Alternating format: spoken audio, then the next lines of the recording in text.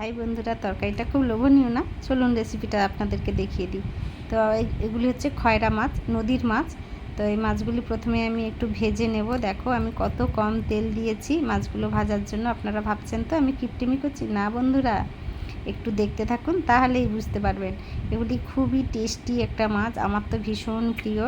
তো দেখো আমার মাছগুলি ভাজা হয়ে গেছে। এখন দেখতে পাচ্ছ কড়াইতে তেলের পরিমাণটা?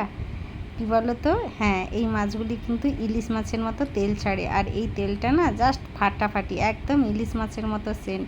খুব ভালো এই মাছটা, আমি তো ভীষণ ভালোবাসি। আর কার কার ভালো লাগে একটু জানিয়ে দেবেন। তো মাছ ভাজার তেলেই আমি আর 2 চামচ তেল দিয়ে দিয়েছি। এখন আমি ঝোলটা করে নেব। দিয়ে দেবো কালো জিরে, দিয়ে দেবো পেঁয়াজ কুচি, আর দিয়ে দেবো একটা কাঁচা লঙ্কা। পেঁয়াজগুলো একটু নেড়েচেড়ে দিয়ে দেবো আলু আর পেঁয়াজগুলি একসঙ্গে প্রায় ভেজে নেব। তো দেখো আমি একটু মাখামাখি করে নিয়েছি পেঁয়াজ আর আলু তেলের মধ্যে। এর মধ্যে আমি দিয়ে দেবো পরিমাণ মতো লবণ, পরিমাণ মতো হলুদ, আর কালারের জন্য দিয়ে দেবো কাশ্মীরি লঙ্কার গুঁড়ো।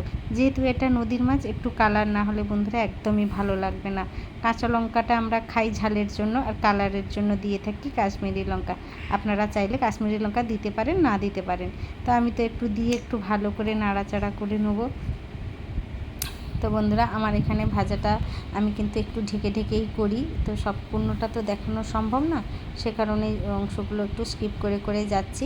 তো দেখো ঢাকাটা তুলে আমি দেখালাম, একদম আমার মশলাটা রেডি হয়ে গেছে। এখন আমি দিয়ে দেবো জল, আর পরিমাণ মতো একটু জল দিয়ে দিতে হবে।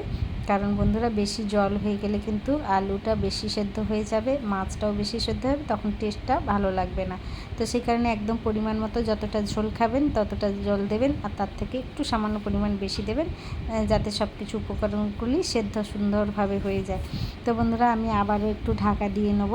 তো সম্পূর্ণ ভিডিওটা তো দেখানো সম্ভব না, সেই কারণে আমি মাঝে মাঝে স্কিপ করে যাচ্ছি। ঢাকাটা খুলেছি, দেখো ঝোলটা পুরো ফুটে উঠেছে।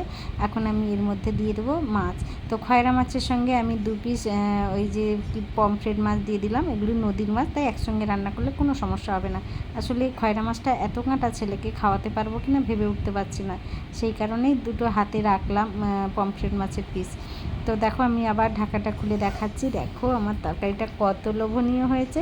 কি বন্ধুরা, খাবেন নাকি এরকম তরকারি? ঝটপট তাহলে কমেন্ট করে ফেলবেন। বন্ধুরা আবারও সেই পুরনো কথা, যারা ফেসবুক থেকে দেখছেন অবশ্যই লাইক কমেন্ট শেয়ার করে দেবেন, যারা ইউটিউব থেকে দেখছেন তারা একটু চ্যানেলটি সাবস্ক্রাইব করে দেবেন। তো মাছের গন্ধটা তো সুন্দর বেরিয়েছে, সেই সঙ্গে আমি ছেলের ভালো লাগানোর জন্য একটু গরম মশলার গন্ধ দিয়ে দিলাম, গরম মশলার গুঁড়ো দিয়ে দিলাম। তোমরা যদি না খেতে চাও তো না দিতে পারো, আমি একটু দিলাম কারণ আমার ছেলে এই গরম মশলার